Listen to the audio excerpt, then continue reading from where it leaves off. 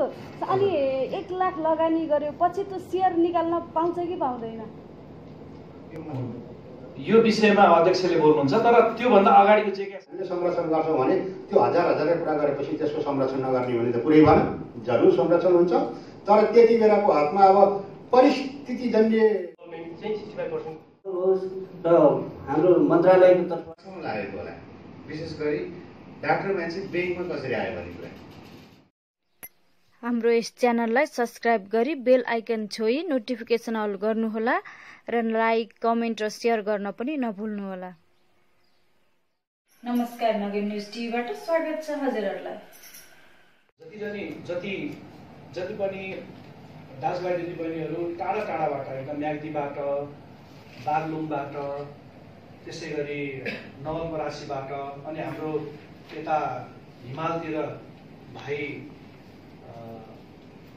Peter भाइ पनि आउनु भएको छ। सबैहरूलाई म हृदयदेखि नै मेरो व्यक्तिगत तर्फबाट राष्ट्रिय खाद्य ब्याङ्क लिमिटेडको तर्फबाट विशेष स्वागत टक्राउन चाहन्छु। र विशेष गरी यस कार्यक्रमका प्रमुख अतिथि अनि सभाध्यक्ष, अतिथिगण सबैहरूलाई मेरो विशेष गरी सम्मान व्यक्त गर्न चाहन्छु। यो कृषिमा आधारित कम्पनी हो यो।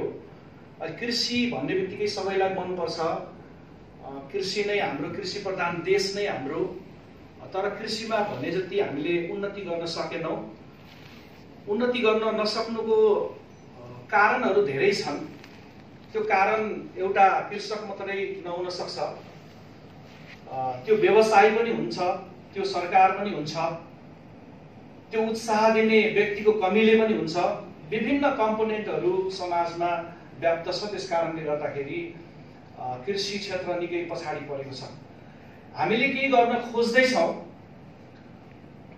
धेरैहरूले सङ्घ संस्था अनि सहकारीहरू, कृषि क्षेत्रमा लागेका जति पनि कृषक दाजुभाइ दिदीबहिनीहरू, कृषि सहकारीहरू अनि व्यक्तिगत तवरबाट अभियन्ताहरू सबैले नै गरिरहनु भएकै नै छ। सरकारले पनि ब्याङ्कबाट, वित्तीय क्षेत्रबाट, अनुदान दिने क्षेत्रबाट लगानी गरेकै छ। सरकारले गर्ने तर्फबाट गरेकै छ। तर विशेष गरी हामीले अहिले क्वालिटी फुड प्रोडक्सन हाम्रो सबैभन्दा मुख्य लक्ष्य हो। अब अर्ग्यानिक अहिले भर्खरै हामी अब कतिले अर्ग्यानिक गरिरहनु भएको छ, उहाँहरूलाई धेरै धन्यवाद छ, बधाई छ। तर अब कसरी यसलाई चाहिँ क्वालिटी फुड प्रोडक्सनमा जाने भन्ने कुरा हामीले यसलाई गहिरो अभिरुचिका साथ लिएका छौँ र यसमा जानको लागि हामी तयारी छौँ। अर्ग्यानिक हाम्रो धेरै हिमालको तलको माउन्टेन बेल्टहरू, यसलाई अर्ग्यानिक बनाउन मिल्ने खालकोहरू छ। तराईमा कति सम्भव हुँदैन, धेरै विज्ञ साथीहरू यहाँ, विज्ञहरूलाई थाहा छ त्यो कुरा। तर हाम्रो देशको धेरै माउन्टेन बेल्टहरू एकदमै अर्ग्यानिक। फेरि पनि यसलाई धेरै खर्च गर्यो, किसानहरूले उत्साह लियो, सरकारले सपोर्ट गर्यो अनि अभियन्ताहरू लाग्यो भने चाहिँ यो सम्भव छ।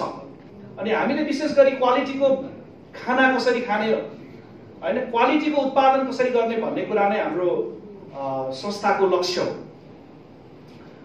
र अर्को कुरा त्यो मात्रै भएर पनि भएन। अर्को कुरा हामीले कृषकहरूलाई अलिकति प्रेरणा पनि दिनु पर्यो।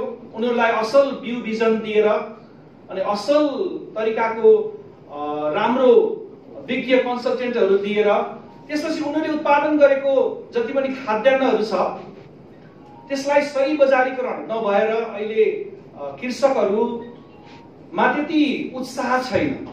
यसको मतलब मध्यस्थकर्ताहरू हुँदैन भन्ने पनि हाम्रो अर्थ होइन। तर कृषकहरूलाई उहाँहरूले उत्पादन गरेको खाद्यान्नहरूलाई चाहिँ सही उचित दाममा हामीले दिन सक्यौँ भने मात्र उनीहरूको आर्थिक स्तर बढ्छ। त्यो आर्थिक स्तरले मात्र नै उनीहरूमा जहिले पनि कृषिमा लाग्ने जागरण रहिरहन्छ र मात्र हामी उन्नति गर्न सक्छौँ कृषिमा भन्ने हाम्रो भित्री इच्छा, भित्री विश्वास, भित्री अन्तर्मनले यही नै भन्छ। सबैको इच्छा यस्तै नै छ होला। त्यस कारणले गर्दाखेरि उहाँहरूलाई अब कसरी कृषकहरूलाई समेट्ने चाहिँ नीतिहरूमा समाहित गर्ने, तर त्यसमा त्यस्तो किसिमको भिन्न किसिमको र किसानलाई अथवा चाहिँ उपभोक्तालाई फाइदा हुने किसिमले सरकारले अझै पनि एउटा राम्रो प्रयास चाहिँ सुरु गर्न अझै पनि सकेको छैन। अब नेपाल सरकारले अहिलेसम्म जति कामहरू गरिराखेको छ, विशेष गरी उत्पादन क्षेत्रमा किसानलाई चाहिँ अनुदान वितरण गर्ने र वित्तीय संस्थाबाट पनि केही अनुदान प्रदान गर्ने किसिमले मात्रै अहिलेसम्म त्यसरी कार्यक्रमहरू नेपाल सरकारबाट अगाडि बढिरहेको छ। त्यस कारणले यसले एउटा मलाई के राम्रो लाग्यो भने यो कार्यक्रमले पक्कै पनि एउटा होलिस्टिक एप्रोच लिएर आएको छ। नेपाल सरकारको तर्फबाट विशेष गरी उत्पादनलाई विशेष जोड दिएको र त्यसले मार्केटमा जबसम्म लिङ्क हुँदैन अथवा कन्ज्युमरसँग जबसम्म लिङ्क हुँदैन खाद्यको कुराहरू आउँदाखेरि त्यो तबसम्म किसानको खासै उपलब्धि अथवा किसानले उत्पादन गरेको चिजको मूल्यको बजार भाव व्यवस्थापन हुँदो रहेनछ भन्ने कुरा त्यो सरकारबाटको कार्यक्रमहरूले चाहिँ हामीलाई चाहिँ त्यो पाठ सिकाउँदै आएको छ। र यो राष्ट्रिय ब्याङ्कले, राष्ट्रिय खाद्य ब्याङ्कले त्यो कुरालाई चाहिँ विशेष फोकस गर्नेछ भन्ने मेरो हाम्रो अपेक्षा छ। पक्कै पनि अब संविधानले हाम्रो राष्ट्रिय खाद्य सम्बन्धी हकलाई एउटा मौलिक हकको रूपमा व्यवस्थापन गरेको छ, तर पनि देशमा अझै पनि 41% जनसङ्ख्याहरू खाद्य सुरक्षाबाट असुरक्षित छन् भन्ने चाहिँ हाम्रो डाटा आँकडाहरू चाहिँ आइराखेको छ। अनि त्यस्तै गरेर 26वटा जिल्लामा अझै पनि खाद्य असुरक्षा छ भन्ने त्यस्तो किसिमको तथ्याङ्क आइराखेको छ। गण्डकी प्रदेशको हेर्ने हो भने पनि अझै पनि 44% चाहिँ घर परिवारहरू 6 महिना उनीहरूले उत्पादन गरेको खाद्यले 6 महिनासम्म पनि उनीहरूको जीवन निर्वाह गर्न अप्ठ्यारो भएको, 5 वर्षभन्दा मुनिका 29% बच्चाहरूमा कुपोषण देखिएको यो गण्डकी प्रदेशको तथ्याङ्क भनिराखेको छु। र अझै पनि गरिबी चाहिँ 14% चाहिँ यस्तो गरिबीको अवस्था छ। र भूभा खेतीयोग्य जमिनको कुरा गर्ने पनि 22.2% खेतीयोग्य जमिन चाहिँ हाम्रो गण्डकी प्रदेशमा रहेको छ। र त्यसको क्षेत्रमा लगानी गरेको छ सरकारले, प्रदेशबाट, स्थानीय तहबाट, सङ्घीय सरकारबाट, अहिले पनि हाम्रो मन्त्रालयको तर्फबाट र माताको कार्यालयहरूबाट जस्तो मोडल फार्म भन्ने कार्यक्रमहरू पोरपोरार लागू भयो, अहिले पनि जिल्ला स्तरबाट लागू भइराखेको छ। करोडौँ लगानी भएको छ, तर त्यो चाहिँ किसानलाई हामीले के दिन सक्यौँ, उत्पादन गर भन्न सक्यौँ सरकारको तर्फबाट, तर त्यसलाई चाहिँ एउटा भण्डारण गर्ने अथवा त्यो किसानको किनेर उसलाई चाहिँ उचित मूल्य दिने र त्यसलाई बजारमा एस्युरेन्स गर्ने किसिमको चाहिँ अझै पनि सरकारको तर्फबाट काम हुन सकेको छैन। त्यस्तै गरेर आलु उत्पादनमा, रैथाने बाली उत्पादनमा, दुध उत्पादनमा अथवा अमिलाजात फलफुलहरूमा, अदुवा, लसुन सबै पकेट ब्लक अनेक कार्यक्रमहरू छन्, तर त्यो कार्यक्रम हुँदाहुँदै पनि किसानले अहिलेसम्म पनि एउटा उचित मूल्य चाहिँ पाउन सकेको छैन। यहाँनिर चाहिँ सबभन्दा ठुलो ग्याप छ। त्यो ग्यापलाई चाहिँ परिपूर्ति गर्न पक्कै पनि यो चाहिँ राष्ट्रिय खाद्य ब्याङ्कले एउटा राम्रो भूमिका खेल्नेछ भन्ने मैले शुभकामना पनि दिन चाहन्छु र बधाई पनि भन्न चाहन्छु। र यहाँहरूको अभियान चाहिँ सफल होस् र हाम्रो मन्त्रालयको तर्फबाट अथवा चाहिँ कार्यालयहरूको तर्फबाट हुने सहयोगहरू सम्पूर्ण प्रदान गर्न पनि हामी तत्पर हुनेछौँ। र किसानको भविष्यको लागि हामी सबै लाग्नुपर्ने हुनसक्छ। सरकारको तर्फबाट, प्राइभेटको तर्फबाट, अन्य सङ्घ संस्थाहरूको तर्फबाट, सबै तर्फबाट लाग्नुपर्ने हुन्छ। त्यस कार्यको लागि समन्वय गर्न हामी तयार नै हुनेछौँ भन्दै फेरि पुनः शुभकामना दिँदै मेरो आफ्नो मन्तव्य राख्न चाहन्छु। हस्त धन्यवाद, नमस्ते। भएका हुन्छन् हाम्रो शरीरसँग जुन एट्याच हुन्छ त्यो फाइबरको कुरा पनि हो। र धेरै धेरै धन्यवाद व्यक्त गर्न चाहन्छु यस कार्यक्रमका प्रमुख अतिथिज्यूलाई आफ्नो अमूल्य समयको बावजुद पनि यस कार्यक्रममा आएर यस कार्यक्रमको मूल्य बढाइदिनु भएकोमा। क्रिकेटको बारेमा म छोटो कुरा यहाँको बिचमा राख्छु। यसै क्रममा पत्रकार साथीहरूले हामीलाई थुप्रै खालको सहयोग मद्दत सेवा गर्नुभएको छ। उहाँहरूले आफ्नो काममा खटिरहनु भएको छ। उहाँहरूलाई न्यानो अभिवादनका साथ हाम्रो यो खाद्य बैङ्क भनेको के हो भन्ने थुप्रै ठाउँमा जिज्ञासा उठेको छ। उठ्नु स्वाभाविक पनि थियो। देवर सर एकछिन बसेर गरिदिनुहुन्छ तपाईँ मनसँग गर्नु राम्रो हुन्न, चुप्प लागेर भला गर्नुपर्छ। अनि त्यसले गर्दा नेटतिर सर्च गऱ्यौँ भने सबैतिर हेर्दाखेरि फुड बैंक भनेको सुनिन्छ, देखिन्छ। अब यो फुड बैंक थुप्रै ठाउँहरूमा छन्। त्यो फुड बैंक र हाम्रो खाद्य बैंक फरक छ। मैले भन्न खोजेको अब नाम एउटै होला, कोही इङ्ग्लिसबाट होला, कोही नेपालीबाट होला, तर किनभने हाम्रो यो राष्ट्रिय खाद्य बैंक लिमिटेड भनेको चाहिँ हाम्रो नितान्त नेपाली आवश्यकताको लागि नेपाली माटोमा हिँड्ने गरी र नेपाली माटोलाई सुहाउँदो यहाँ गरी चाहिँ हामीले यसको परिकल्पना गरेका छौँ र यसको हामीले तयारी गरेका छौँ। भनाइको आशय के हो भने राष्ट्रिय खाद्य बैंक लिमिटेड भनेको सबैभन्दा हाम्रो नेपालको नयाँ कन्सेप्ट हो, पहिलो बैंक हो। यो अरू बैंकहरूभन्दा के कुरा भिन्न छ भने अरू बैंकहरू पैसाको कारोबार गर्नुहुन्छ, पैसा लिनुहुन्छ सस्तोमा, कसैले महँगो बेच्नुहुन्छ, त्यसबाट चाहिँ पैसा कमाउनुहुन्छ। तर राष्ट्रिय खाद्य बैंक लिमिटेड र अरू यहाँ जे जति भएका कमर्सियल बैंकहरू छन् त्यो एउटै बाटोबाट, एउटै कानुनबाट, एउटै नियमबाट हिँडेको छ। भनाइको आशय उहाँहरू पनि लिमिटेड कम्पनी हो, हामी पनि लिमिटेड कम्पनी हो। जस्तो यहाँ केही बैंकहरूका तपाईँहरूले क्या नाम लिइराख्नु पर्दैन, थाहा छैन, हामीले चाहिँ खाता खोलेका बैंकहरू छन्, उहाँहरू हामी सबै एउटै हो। तर उहाँहरू पैसा कारोबार गर्नुहुन्छ, चेक साट्ने काम गर्नुहुन्छ, हामी चेक साट्ने काम गर्दैनौँ। हामी उत्पादनको काम गर्छौँ। उत्पादन गरिसकेको कुराहरूलाई चाहिँ हामी व्यवस्थित ढङ्गले भण्डारण गर्छौँ। त्यो भण्डारण गरिसकेको कुरालाई चाहिँ हामीले सुरक्षित तवरले सबै उपभोक्ताहरूकामा, जो उपभोग गर्ने मान्छेहरू छन् उहाँहरूकहाँ पुर्याउँछौँ। भनाइको आशय के हो भने यो राष्ट्रिय खाद्य बैंक लिमिटेडको परिकल्पना र स्थापना यस मानेमा भएको छ जब चाहिँ अहिले हाम्रो सबै हामीले बिगारिसकेका छौँ, माटो, वातावरण, हावापानी सबै बिगारिसक्यौँ। अब यी बिगारेका कुराहरूलाई सपारौँ, सुधारौँ र बनाऊँ भन्ने आशयले, त्यो उद्देश्यका साथ चाहिँ यो राष्ट्रिय खाद्य बैंक लिमिटेड आएको छ। भनेको मतलब हामीले खानेकुराहरू अब अर्ग्यानिक बनाउनुपर्छ। अब हामीले खानेकुराहरूलाई हाम्रो स्वास्थ्यवर्धक बनाउनुपर्छ। हाम्रो खानपान, रहन सहन, वातावरण यति धेरै बिगारिसक्यौँ हामीले। अब सुत्केरी महिला दिदीबहिनीहरू लगेर चाउचाउ उमालेर खुवाउने परिस्थितिमा सिर्जना भइसक्यौँ। भन्नुको मतलब के हो भने त्यो जङ्क फुड हो, त्यसले स्वास्थ्यमा केही पनि फाइदा गर्दैन।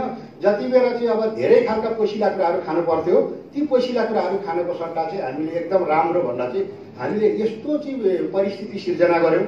यो देशका हामी पनि नागरिक हौँ, त्यसैले गर्दा हामीले सिर्जना गऱ्यौँ वा राज्यले सिर्जना गर्यो वा व्यापारीले गर्यो, व्यवसायले गर्यो, कसले गर्यो, त्यसले जसले गरेको यस्तो गलत ठाउँमा चाहिँ हामी पुग्यौँ। भन्नुको मतलब हामी गाई र भैँसीको दुध बेच्छौँ, पाउन आउँदाखेरि पेप्सी र कोकाकोला पाउँछौँ। हेर्नुहोस् है, अब त्यो पेप्सी कोकाकोला भनेको हाम्रो स्वास्थ्यलाई कस्तो छ भन्ने खालको कुरा मैले भनिराख्नु पर्दैन। अहिले फुड एन्ड न्युट्रिसनको बारे हाम्रो डाक्टर साहबले बताउनुहुन्छ, या तपाईँहरूको बिचमा हामीले वीर अस्पतालको डाक्टर साहब पनि लिएर आएका छौँ।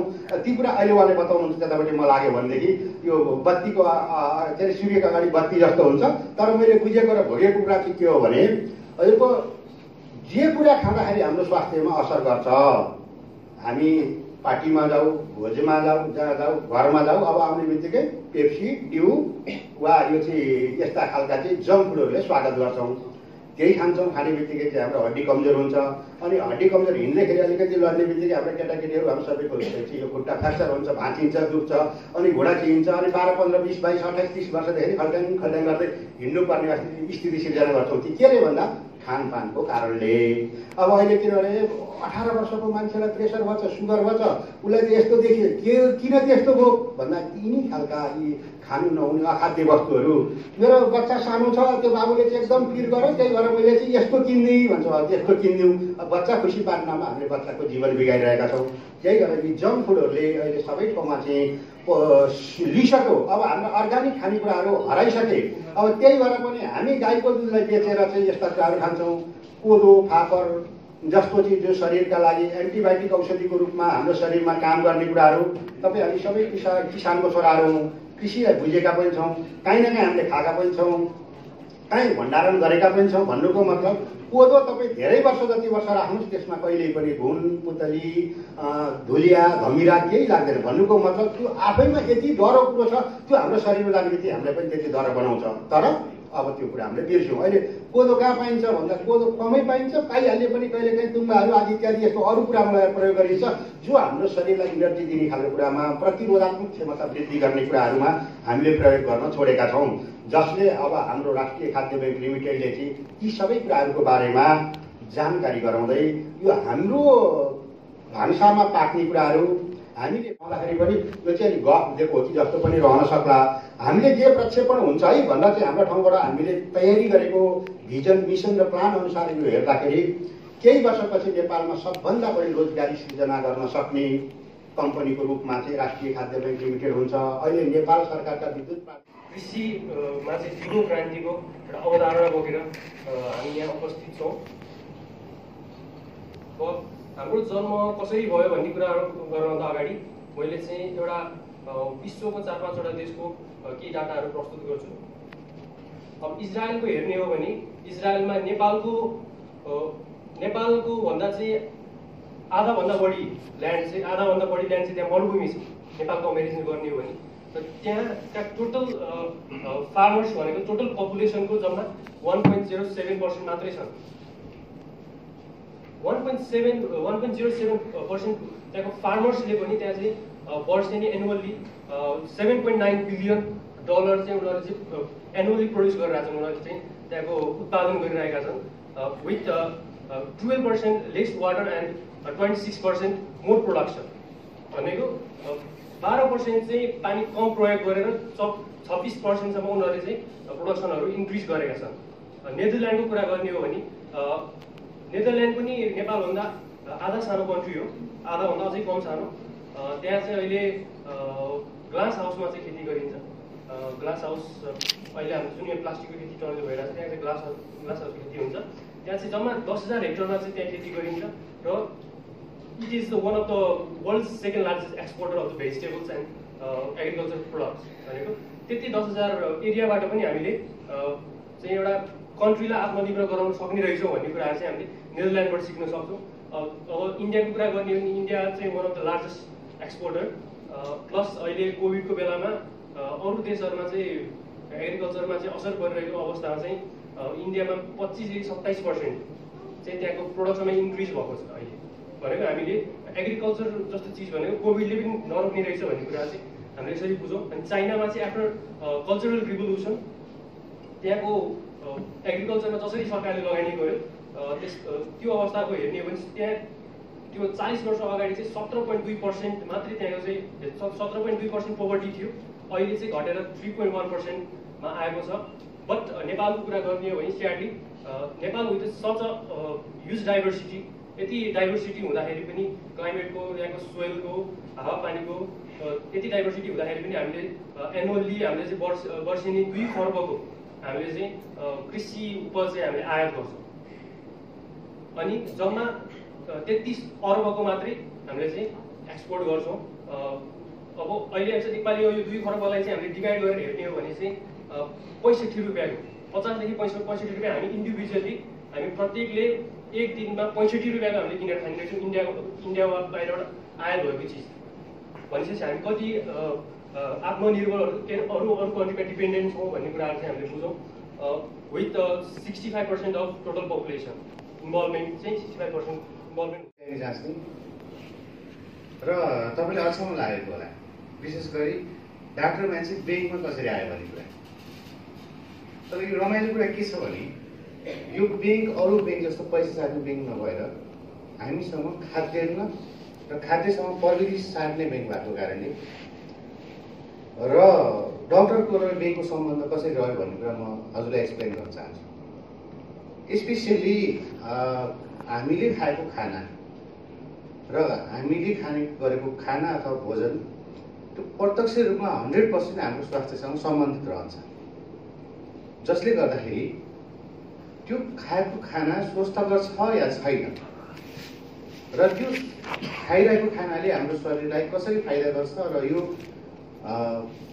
फाइदाजनक छ या छैन यी कुराको सबै कुराको जानकारी दिने र स्पेसली 2-3वटा कुरा म यसमा हजुरहरूलाई जोड्न चाहे। जस्तै एउटा किसानले कुनै खालको खेती उत्पादन गर्नु छ, खेती उत्पादन सँगसँगै त्यो खाद्यान्न के हो र किन उत्पादन गरिएको र जसले गर्दा यसको खाद्यान्न सँगसँगै यसको पौष्टिक भ्यालु के त र यो खाँदा हाम्रो शरीरलाई के फाइदा हुन्छ र के घाटा हुन्छ र स्वास्थ्यलाई कसरी प्रभाव पार्दछ भन्ने कुराको एक्सप्लेन गर्न अथवा जनचेतना दिने कार्य हामी लगायत हामी डक्टर लगायत हामीसँग आबद्ध भएका स्वास्थ्य कर्मी तपाईँले जानकारी दिन्छ। त्यो कारणले गर्दा यो कुरा जरुरी हो र स्वास्थ्य कर्मी र सँगसँगै डक्टरहरू र लगायतका सम्पूर्ण एउटा स्वास्थ्यमा काम गर्ने चेन पनि यो राष्ट्रिय खाद्य बैंकसँग टाँसिएको छ, जोडिएको छ। त्यही कारणले गर्दा मैले तपाईँलाई यो जानकारीको लागि आउट अफ टपिक अलिक केही हदसम्म यो तपाईँलाई जानकारी दिन खोजेको छु। जस्तै हामीले खाद्य वस्तु उत्पादन भयो, उत्पादन सँगसँगै त्यसको हामी उपभोग सँगसँगै त्यसको सबै खालको खानेकुराहरूको स्वास्थ्यमा पर्ने सकारात्मक र नकारात्मक। अहिले तपाईँले सोध्नुहुन्छ कुपोषण, होइन?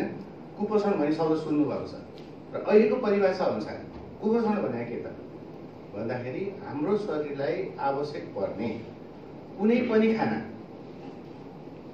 खाना आवश्यकभन्दा कम र आवश्यकभन्दा बढी दुवै कन्डिसन भनेको कुपोषण हो। कम हुँदा पनि त्यसले शरीरलाई असर गर्छ, बिरामी बनिन्छ। धेरै खाँदाखेरि पनि त्यसले के गर्छ भन्दा शरीरलाई असर गर्छ। त्यही कारणले गर्दा यी दुवै कन्डिसन भनेको कुपोषण हो र ती कुपोषणहरू बचाउनलाई र यसको उपयोग अधिकतम उपयोग र सही तरिकाले उपयोग गर्न सिकाउनको लागि हामी जस्तै स्वास्थ्य कर्मी डक्टरको आवश्यक पर्छ। त्यो कारणले गर्दा हामी यो खाद्य बैंकमा म मात्रै होइन, देशका धेरै खालका एउटा डक्टरहरूको क्लस्टर नै हामी यो खाद्य बैंकसँग स्वतस्फूर्त रूपमा हामी जोइन भएका छौँ। विशेष गरी 1 लाख रुपियाँको सेयरबाट यसमा सहभागी हुन सकिन्छ। हामीले त्यति पैसा लगानी गरिसकेपछि, तर किसानहरूको हकमा अथवा अहिले तत्काल नभएको अवस्थामा 10,000बाट सुरुवात गर्ने, 10,000बाट सुरुवात गरिसकेपछि जुन दिनमा अथवा 1 हप्तामा नि हुनसक्छ अथवा 1 वर्षमा नि हुनसक्छ, जुन दिन त्यो व्यक्तिको 1 लाख रुपियाँ हाम्रो खाद्य बैंकको खातामा आउँछ, त्यो दिनमा हामीले प्रमाणपत्र वितरण गर्छौँ। त्योभन्दा अगाडि हामीले हाम्रो ब्याङ्कको खातामा चाहिँ जसले भाउचर त्यो खातामा बुझाउनुहुन्छ त्यसलाई नै हामीले आधार मानेर हामीले लिस्टिङ गर्छौँ। त्यसकारणले सजिलो तरिका पनि हामीले बनाएका छौँ ठुलो लगानी तुरुन्त गर्न नसक्नेहरूको लागि। र हामीले अहिले अधिकतम कतिसम्म लगानी गर्न सक्ने भन्ने कुराको सिलिङ अहिले केन्द्रले एउटा 3 करोडसम्म लगानी गर्न पनि सक्ने भनेर निर्णय गरेको छ। हामीले यही कानुन, यही किसिमको एउटा नियमलाई नै हामी फलो गरेर राष्ट्रिय खाद्य बैंकमा हामी सहभागी हुन सक्नेछौँ। र अब विशेष गरी 11वटा जिल्ला, हाम्रो गण्डकी प्रदेशभित्र पर्ने 11वटा जिल्लामा हामीले संयोजकहरू नियुक्त गर्ने, घोषणा गर्ने हामीले अहिले त्यो कार्यक्रममा आइपुगेका छौँ। हामीसँग कास्की, पर्वत, लमजुङ, गोर्खा, बागलुङ, म्याग्दी, स्याङ्जा, तनहुँ, मनाङ, मुस्ताङ र नवलपरासी।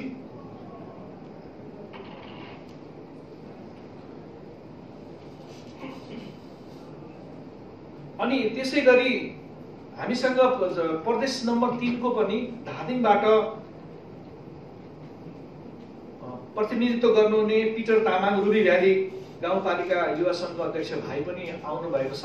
अहिले हामी गण्डकी प्रदेशमा नै उहाँलाई इन्क्लुड गर्नेछौँ र पछि क्षेत्र प्रदेश नम्बर 3 को पूर्ण रूपमा प्रादेशिक समिति बनेपछि उहाँलाई उतै 3 नम्बरमा नै हामीले समावेश गर्नेछौँ। र त्योभन्दा अगाडि अलिकति यो छोटो समय एकदमै र विकास गर्छौँ, रिसर्च एन्ड डेभलपमेन्ट हो। यही गर्नलाई हामीले राष्ट्रिय खाद्य बैंकको स्थापना गरेका हौँ। त्यो कति भयो सर? हाम्रो त 1.5 महिना जस्तो भयो होला। यसको अब वैधानिक रूपले हामीले दर्ता गरेको हिसाबबाट, तर यसमा अध्ययन अनुसन्धान के गर्ने, कसो गर्ने भन्ने यी सबै चिजहरू त फेरि केही वर्ष अगाडिबाटै सुरु भएको हो। र हामी संस्थाको हिसाबबाट नयाँ नै छौँ, तर हामीले महत्त्वपूर्ण कामलाई अगाडि बढाउँदैछौँ। यो राष्ट्रको लागि केही गर्नको लागि स्वयं हामीमा पनि एउटा सन्तुष्टि हुने भयो त्यसले। स्वयं हामी यो अभियानमा सहभागी बनेर हामीलाई आर्थिक रूपले पनि लाभ हुने भयो। त म धेरै विषयमा जान्न, त्यसकारण यो सबैलाई हामी उत्पादनदेखि उपभोगसम्मका कुरा र कृषिको आधुनिकीकरणलाई टेवा पुर्याउने हिसाबले अनुसन्धान र विकाससम्मका कुराहरू गर्नलाई हामीले खाद्य ब्याङ्कको स्थापना गरेका हौँ। र अहिले म एउटा संस्थापकको हैसियतले र अहिले हुन त हाम्रो कार्यालय बन्दैछ, अब टट्याङटुटुङ अब ठोकठाक गर्दैछन्, त्यहाँ पार्टी सङ्घका कामहरू हुँदैछ होइन। अहिले सचिवालयको संयोजन गर्ने जिम्मा पनि परेको हुनाले अब यहाँहरूसित परिचित हुने मौका नि पाउने, अनि 2-4वटा जाने कुरा पनि भनिहाल्न नि पाइने, ठुलो हुन नि पाइने भएर म यहाँ उपस्थित भएको। कास्कीबाट रामप्रसाद श्रेष्ठ हुनुहुन्छ। हामी ताली बजाएर यसको सम्मान पनि गर्छौँ। अनि विशेष गरी समाजसेवी, राजनीतिज्ञ, पथ प्रदर्शक हाम्रो पास्टर प्रकाश राज बगाले दाजु हुनुहुन्छ। म विशेष गरी बागलुङको संयोजकको रूपमा उपस्थित भइदिन हुनको लागि म अनुरोध गर्न चाहन्छु। टुरिज्म व्यवसायी पनि हुनुहुन्छ, ट्राभल एजेन्सी चलाउनु हुने, अनि धेरै कृषि सहकारी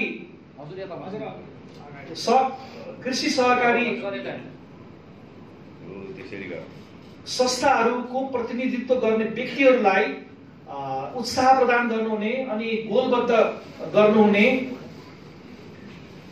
म्याग्दीबाट आदरणीय श्रीमान डम्बर बहादुर मल्लज्यू अगाडि आएर संयोजकको रूपमा पदा ग्रहण गरिदिनुको लागि म अनुरोध गर्न चाहन्छु। यसै स्याङ्जाबाट टिक बहादुर गुरुङ भाइ हुनुहुन्छ। हामी एउटै वडावासी हौँ। उहाँलाई पनि स्याङ्जाको संयोजकको रूपमा सम्मान ग्रहण गर्नको लागि म आग्रह गर्न चाहन्छु। अघि नै उद्घोष गरिसकिएको छ, हाम्रो यो गण्डकी प्रदेशमा नपरे पनि अहिले हामीले धादिङलाई गण्डकी प्रदेशमा नै हामीले सहभागी गराउनेछौँ। त्यसपछि क्षेत्र प्रदेश नम्बर 3 को प्रदेशको समिति गठन भइसकेपछि उहाँलाई 3 नम्बर प्रदेशमा नै सहभागी हुने गरी म धादिङबाट हाम्रो विशेष रुबी भ्याली गाउँपालिका नेपाल यो नेकपा युवा सङ्घको अध्यक्ष युवा भाइ पिटर तामाङज्यूलाई पनि म संयोजकको दायित्व सम्मान ग्रहण गरिदिनुको लागि म अनुरोध गर्न चाहन्छु। अब यसरी केही घोषणा गर्नुपर्ने कुराहरू छ।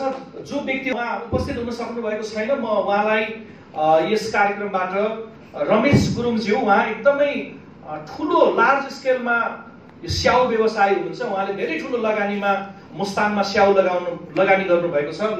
यो के भन्छ उत्पादन क्षेत्रमा लगानी गर्नुभएको छ। रमेश गुरुङलाई पनि हामीले मुस्ताङको संयोजकको रूपमा हामीले नियुक्त गर्न चाहन्छौँ। यसै गरी स्याङ्जावासी हाम्रो केवरे भन्जाङ वडा नम्बर 7 निवासी नै स्याङ्जाको, उहाँ अहिले हाल नवलपरासीमा बस्नुहुन्छ। प्रेम सेन ठकुरी हाम्रो बिचमा उपस्थित हुन सक्नु भएन, आज बिहानसम्म पनि उहाँले टेलिफोनमा म यो खाद्य विकास ब्याङ्कमा काम गर्नको लागि सहभागी हुनको लागि म तयार छु, संयोजकको रूपमा रहेर मैले आफ्नो जिम्मेवारी निर्वाह गर्न तयार छु भनेर भनिसक्नु भएको छ। त्यसकारणले गर्दाखेरि यस कार्यक्रमबाट नै नवलपरासीका संयोजक प्रेम सेन ठकुरीलाई हामी यो कार्यक्रमबाट नै संयोजकको रूपमा घोषणा गर्न चाहन्छौँ। र विशेष गरी अब वैदेशिक विभाग प्रमुख संयोजक स्याङ्जा जिल्लाबाट, तर अहिले हाल दुबईमा बस्नुहुन्छ, कार्यरत रहनुहुन्छ। हामीले विभिन्न देशको वैदेशिक विभाग प्रमुखहरू नियुक्त गर्ने नै छौँ, तर अहिले समग्रमा तत्कालको लागि वैदेशिक विभाग प्रमुख तथा संयोजक मोहन राज कोइरालाज्यूलाई हामीले विदेशको संयोजकको रूपमा यही कार्यक्रमबाट नै घोषणा गर्नेछौँ र सबै संयोजकज्यूहरूलाई विशेष गरी बधाई पनि छ र व्यक्तिगत तर्फबाट अनि राष्ट्रिय खाद्य ब्याङ्कको तर्फबाट हामी बधाई दिन चाहन्छौँ र संयोजकहरूको तर्फबाट प्रकाश राज बगालेज्यूलाई मैले के आफ्नो भनाइहरू राख्नको निम्ति अनुरोध गर्न चाहन्छु। उहाँले आफ्नो समय लिनको लागि म अनुरोध गर्न चाहन्छु। कृपया प्रकाश राज बगाले।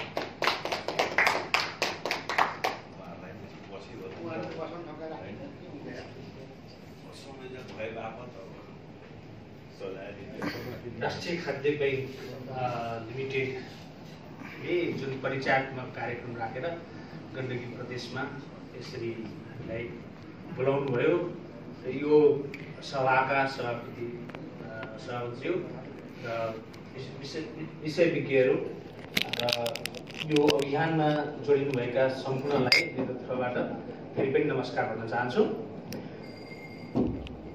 मैले यो खाद्य ब्याङ्क भन्ने जुन शब्द मैले सुने, विशेष गरेर फुड सेक्युरिटी भनेर हामीले काम गर्थ्यौँ अलि पहिला पनि।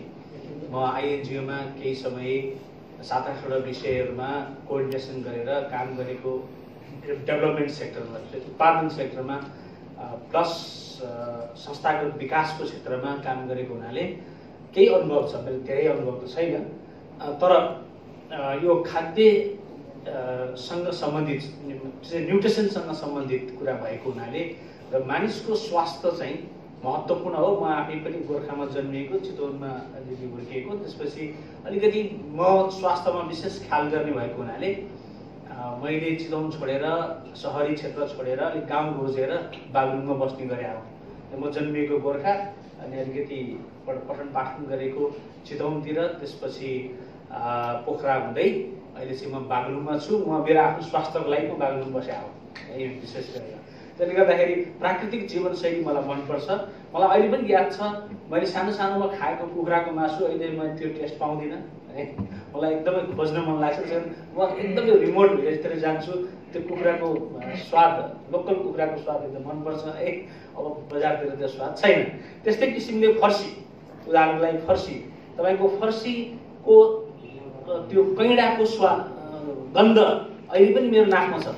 म खेततिर जाँदाखेरि त्यो फर्सीको ओरिजिनल स्वाद अहिले पनि म खोज्छु, तर मलाई भेटाउन गाह्रो छ।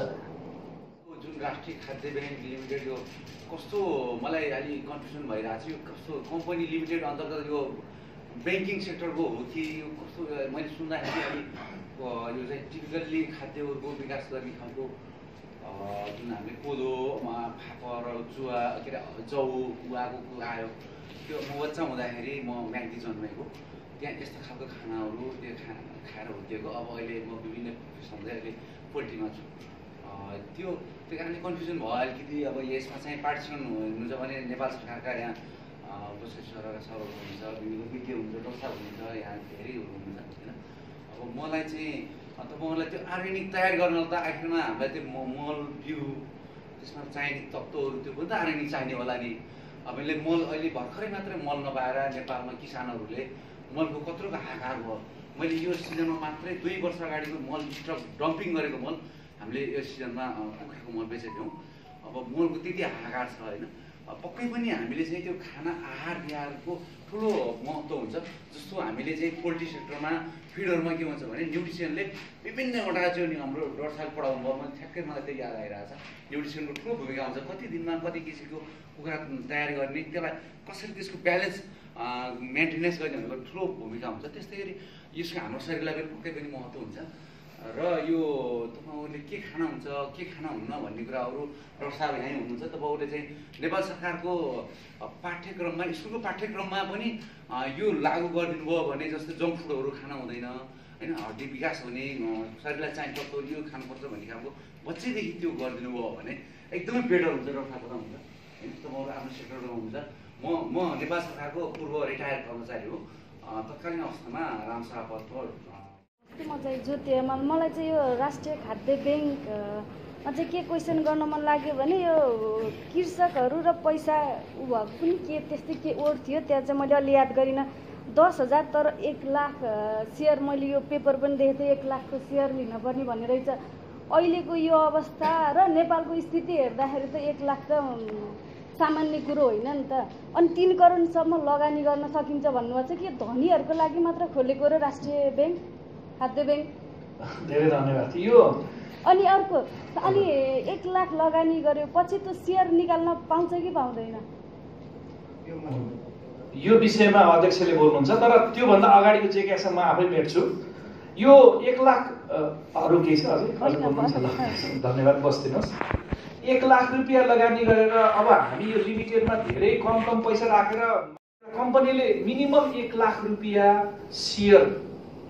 सेयरको लागि 1 लाख रुपियाँ लगानी गर्न पर्छ, त्यसबाट सहभागी हुन सकिन्छ भन्ने एउटा नियम बनाएको छ। तर आजै कसरी गर्ने त भन्दा आज चाहिँ कमसेकम म सेयर सदस्य हुन्छु भनेर भन्ने, आजै पैसा निकाल्नु परेन। अनि अर्को एउटा अप्सन के दियो त भन्दाखेरि 10,000 रुपियाँ हाम्रो खातामा डिपोजिट गरेपछि बल्ल अब उस सेयर धनीको रूपमा अब आउँदैछ भनेर हामी बुझ्छौँ। जब अब त्यो रजिस्ट्रारबाट यो प्रमाणपत्र सेयरको प्रमाणपत्र इस्यु गर्दाखेरि हामीलाई अलिकति झन्झटिलो हुने भएको कारणले गर्दाखेरि त्यो लयरले नै हामीलाई एउटा सल्लाह दिएको कारणले हामीले उहाँहरूको पैसा लगानी 1 लाख रुपियाँ पुगिसकेपछि मात्र रिसिभ हामीले लिँदै गर्ने, त्यो अब प्रमाणित त्यसै भइहाल्छ।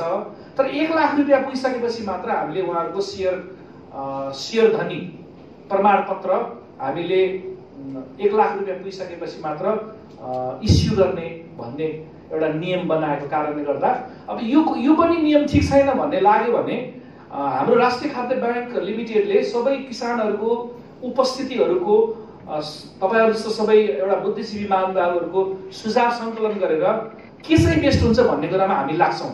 यो एकदमै संसारमा कस्ता कस्ता कानुन नियमहरू त ब्रेक गर्दै जाने हो हैन। यसले बाधकै बन्यो भने त हामी यही कुरा किन लागू गर्ने?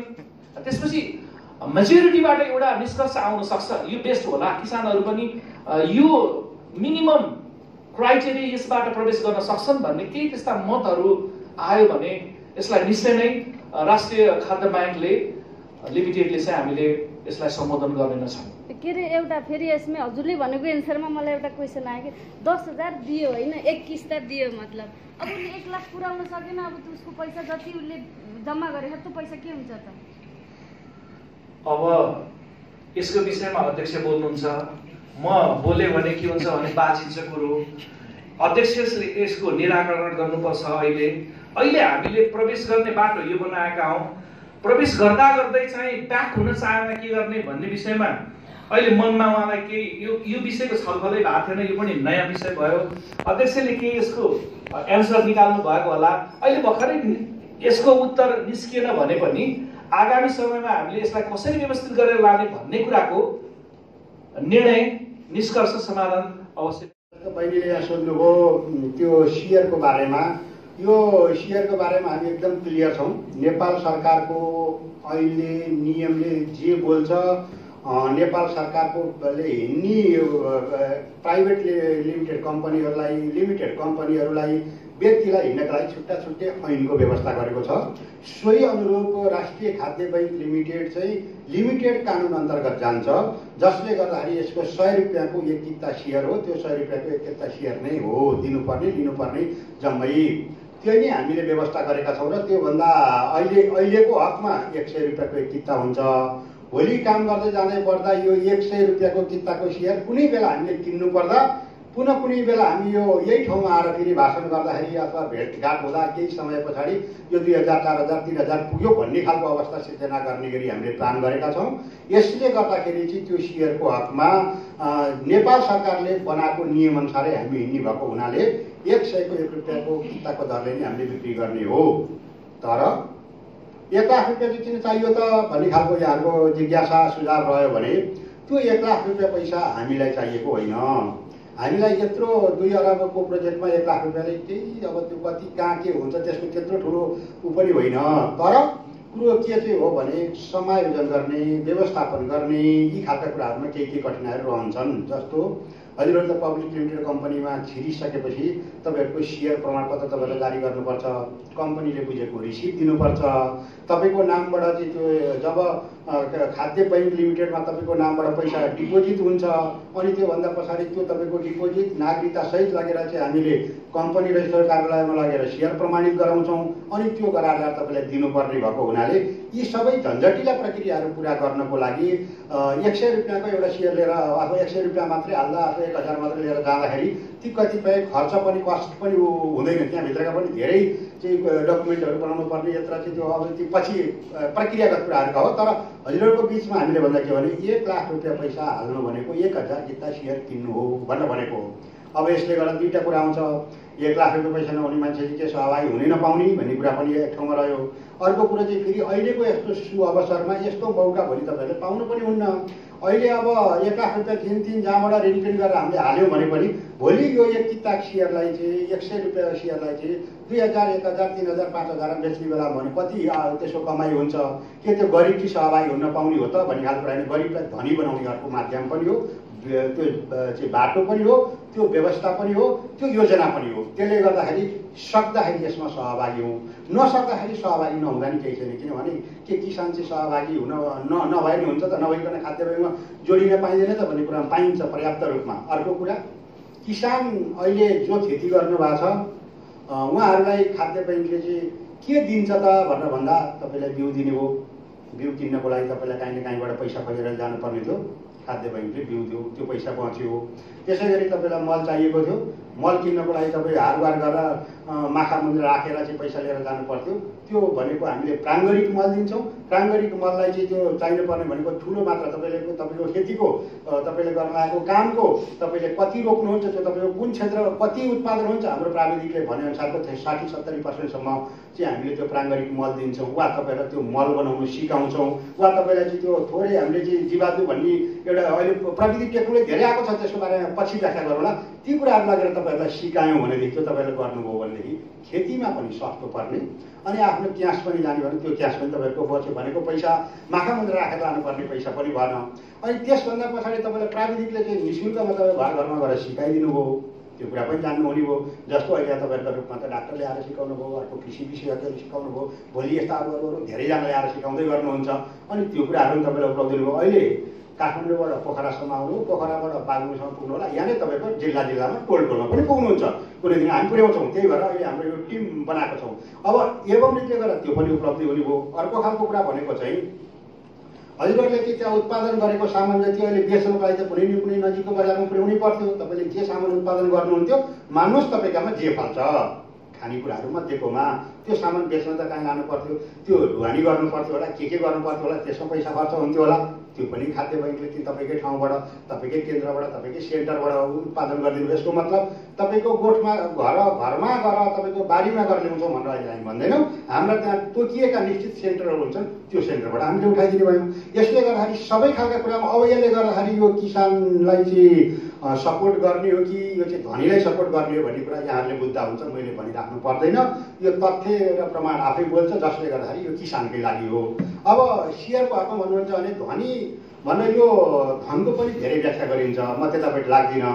अहिले यो 2 अरब रुपियाँ भनेको एउटै ठुल्ठुला यो देशका बिजनेस टिमहरू लगाउन सक्छन् अथवा अर्गनाइजेसनहरूले लगाउन सक्छन् वा सङ्गठनहरू लगाउन सक्छन्। त्यही भएर हामीले अघि यहाँ हाम्रो नवीनजीले पनि भन्नुभयो, थोरैमा 1000 किता लिनु हामीले अनुरोध गरेका छौँ। त्योभन्दा बढी अब त्यो 1000 किता लिन पनि पुगेन भनेदेखि उहाँले भन्नुभयो फेरि 1000 रुपियाँ जम्मा गर्दै चाहिँ के अरे 10,000 रुपियाँ जम्मा गर्दै चाहिँ त्यसलाई पुर्याउनुहोस्, 1 लाख रुपियाँ भएपछि तपाईँहरूलाई प्रमाणपत्र दिन्छौँ। त्यो 10,000 रुपियाँ 10, 12, 15, 20 जति हजार हुन्छ त्यो अनुसारको चाहिँ लगेर जम्मा गर्नुहोस्, त्यसको रिसिभ दिन्छौँ भनेर उहाँले भन्नुभयो। अनि फेरि त्यसो हुँदाखेरि के हुन्छ त यो अब 10,000बाट चाहिँ 80,000 पुर्याइयो, 70,000 पुर्याइयो, 1 लाख पुगेन भने चाहिँ हाम्रो पैसा सुरक्षित हुन्छ कि हुँदैन भनेर बहिनीले जिज्ञासा राख्नुभयो। त्यो राख्नु स्वाभाविक पनि हो, राख्नु पनि पर्छ।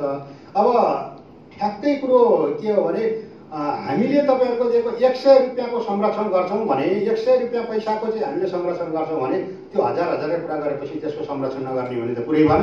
जरुर संरक्षण हुन्छ, तर त्यति बेलाको हकमा अब परिस्थितिजन्य समस्या केही आयो भने तपाईँ हामी बसेर समाधान गर्नेछौँ। तर अहिले जे निर्णय भएको छ त्यो कार्यान्वयन गर्नेछौँ हामीले।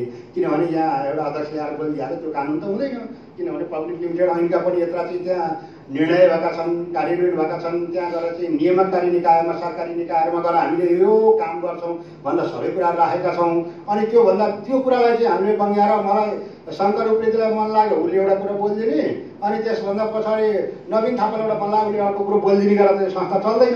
हो चाहिँ के भने त्यो कुरालाई हामी कार्यान्वयन गर्नमा जान्छौँ। अनि त्यसले गर्दाखेरि त हामी किसानहरूलाई चाहिँ संलग्न गराउने खालका कुरामा अघि नै मैले भने यहाँहरूले कतिको ध्यान दिनुभयो वा केही व्यस्तताले गर्दाखेरि कतै फोनमा रहनुभयो होला, त्यो आफ्नो बाध्य कुराहरू थिए के भयो। त्यसले गर्दाखेरि मैले पहिला सुरुमै भनेको थिएँ यो राष्ट्रिय खाद्य बैंक लिमिटेड भनेको नेपालमा किन आयो भनेर भन्दाखेरि यो पैसा कसैसँग किनेर पैसा बेचेर पैसा कमाउन आएको बैंक होइन भनेर पहिला मैले भने। हाम्रो यस च्यानललाई सब्स्क्राइब गरी बेल आइकन छोई नोटिफिकेसन अल गर्नुहोला र लाइक, कमेन्ट र सेयर गर्न पनि नभुल्नुहोला।